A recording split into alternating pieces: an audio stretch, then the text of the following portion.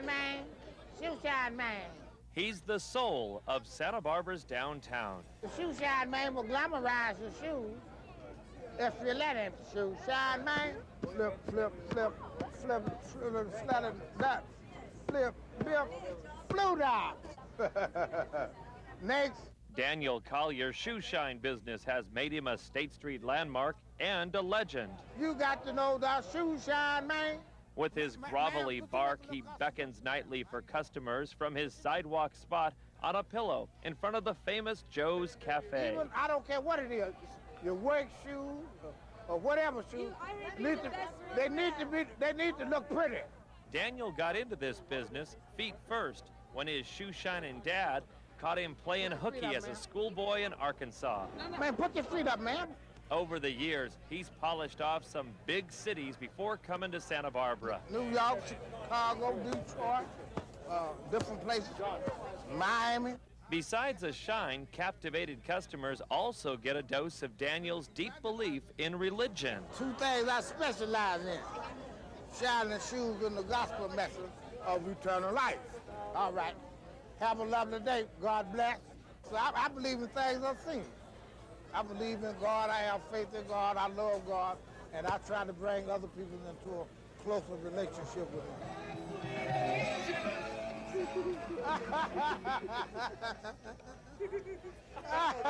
Well, you're a trip. You know? His hearty laugh and booming voice are part of his nightly routine that may someday become a rags to riches shoeshine story. Lights out. It's time to go. Even at the end of a long night, Daniel's optimism is already shining through. Oh, yeah, I'm always looking forward for tomorrow. Set 'em up, Joe. It's time to go. One for my baby and one more for the road. In Santa Barbara, John Palmentary, Key News.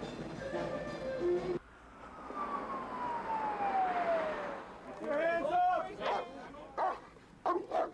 Blue shirt, crawl out the window. The vehicle fled the units throughout the city. Roll out! Keep coming out! The vehicles were pursued to an area just south of Arriaga Street, at which time the vehicle lost control and impacted with a wall adjacent to the freeway. We can use at least one more unit here at Pat. As officers were chasing the suspects, shots were fired. Cat 55, just an update. We do have 2 victims down at the Mecca. 4 people have been shot on Milpa Street. At the time of the shooting, officers were in the vicinity and were able to spot this vehicle fleeing the scene. All occupants were taken into custody and transported to the hospital with various injuries. I need the airway back, too. Well, the fire department is standing by because gas was spilling out of the car when officers arrived. We're going to do a more comprehensive search of the car, and then we're going to carry on with the investigation.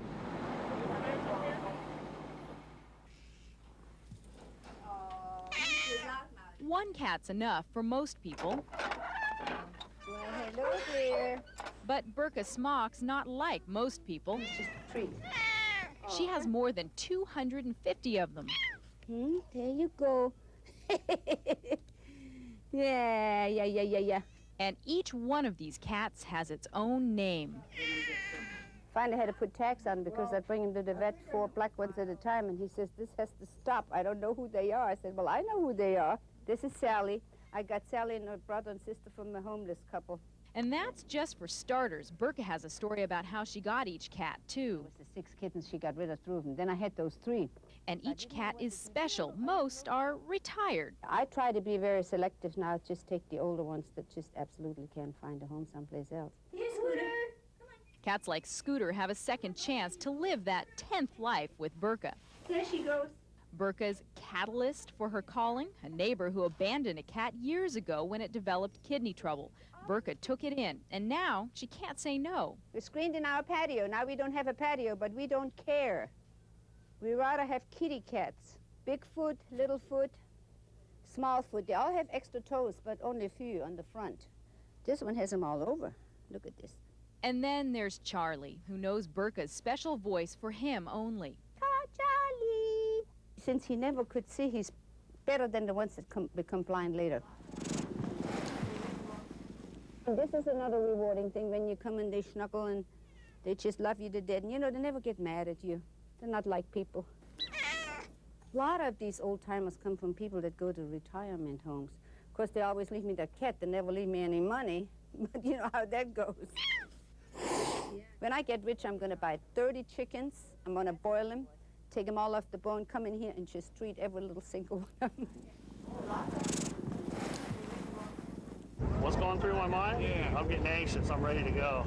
Like a little boy on Christmas morning, Kaufman's moment behind the wheel in a real race car was like a dream come true. With a little help from his friend and navigator, Jim Jewett, Kaufman entered in his first competitive race since losing his sight. Trust in your whole life and your co-pilot. The 4 other competitors also couldn't see, thanks to specially designed helmets. They, too, had navigators. Some said it wasn't just a race for the blind, but also the insane. Right from the start, even before the start, there was what you'd expect from blind drivers. You ready? 4, 3, 2, 1, go! Just like you are. Keep going. Go. Go. He's right. Step on it. He's left. Step on it. Step on it. Some did surprisingly well at first, but sooner or later they all found the wall or other cars. Right. Left. Left. Right.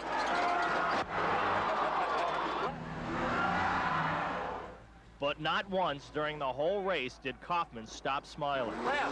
Left. Wire's going by you. It didn't seem to matter that he didn't even win. He don't know his left from his right now. Oh, shoot, that was a blast. The checkered flag went to Myra Cook, one of Kaufman's racing prodigies, who admits she wasn't real comfortable. Absolutely terrified. It was a good time. I'll do it anytime you want, Greg. Let me know. I will be here. And there will undoubtedly be another time. Greg Kaufman, despite all obstacles, is getting a chance to do what he loves. He doesn't let his blindness hold him back.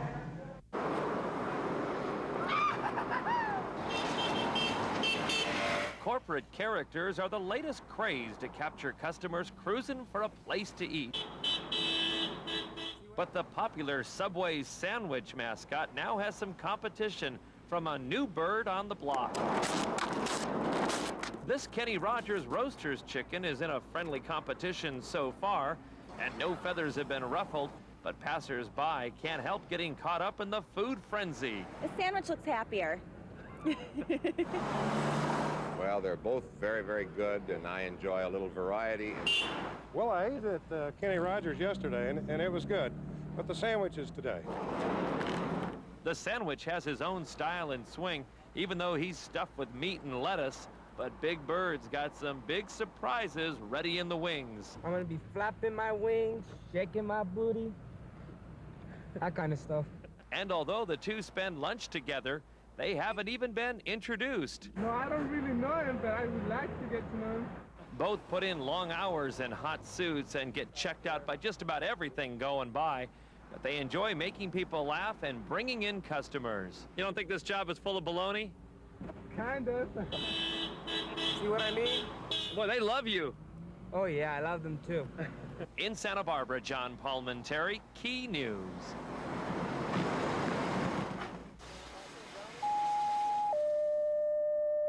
They responded to a vehicle accident with a vehicle that burst into flames due to a pursuit, and now it's started 2 structure fires. It started out as a chase on Highway 101. Sheriff's deputies going after someone who appeared to be driving drunk. This is how it ended. Probable 1144 is the subject from the vehicle accident. The deputy that was chasing him, though, however, did try to help the person in the truck out and was driven back by flames, and it was just too hot for him. They're attending to the deputy right now. He's okay. He's very shook up, obviously. Deputy Simon went back to the Carpinteria substation for counseling while firefighters continued their work. But once the fire was out, investigators were left with a puzzling question. Where was the body? It wasn't in the truck, but 1.5 hours after this wreck, the answer came out of some nearby bushes.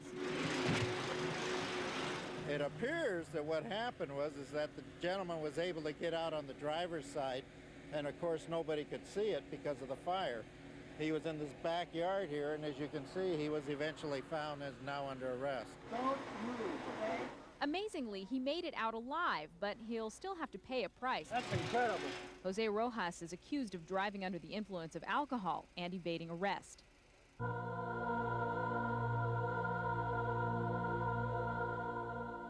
Welcome to the Bella Maggiore Inn. It's a nice place to stay, but according to the locals, not all the guests have checked out. We've had people that say they've seen her, woke up in the middle of the night, and there is an image standing at the end of the bed. She is Sylvia, a 23-year-old former prostitute said to have hung herself in room 17. Supposedly she was despondent over a lost love. You know, the hooker who fell for the John, or whatever you want to call it. And when he left her, she hung herself in the closet up there, and she's been here ever since. Sylvia died in 1947, but staff members say her ghost roams through the Bella Maggiore. Some say the hallway seems colder when she's there, and every once in a while she plays tricks on guests. People will stay in a room and be there for 3 or 4 days and have no problem getting in and out, and then all of a sudden their keys will not open the doors. But the hotel staff was not satisfied with just being haunted. They wanted to communicate with Sylvia's ghost through a seance.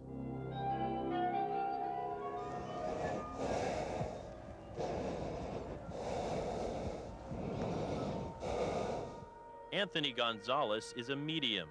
After going into a trance, he channeled the spirit of Sylvia for those gathered around the table. Are you a woman? Yes. Do you remember this place? It's my home. Later, Anthony switched gears, channeling the ghost of what he described as an angry sea captain. It's not fair. What's not fair? Your death? She was mine. The seance affected people in different ways. Some reacted emotionally. Others seemed deep in thought. Finally, Anthony channeled a message for the group about the other side. What we want to tell you is make your peace.